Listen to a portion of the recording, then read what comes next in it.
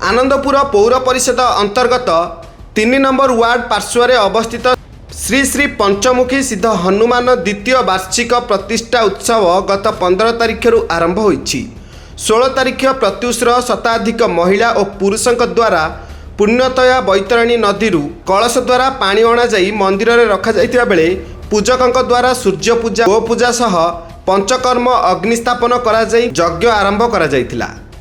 द्वितीय दिन में से सूर्यनारायण पूजन गो पूजा उपचार पूजा गीता यज्ञ करा जाइतिबा बेले यज्ञ रे देवरंजन साहू और तांका धर्मपत्नी संकल्प रे बसिथिबा बेले मंदिरर बाबा आनंद दास महाराजांक सह मंदिरर सदस्य जयनारायण साहू अक्षय कुमार सामल रवींद्र पात्र विश्वजित राउत प्रमुख कार्यक्रम सहयोग करथिबा बेले उपखंडर शह शह भक्त ठाकुरंकर आशीर्वाद लाभ करिसंती।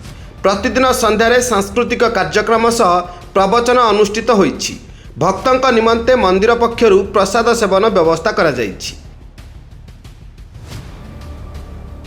ब्यूरो रिपोर्ट सर्वसाधारण न्यूज।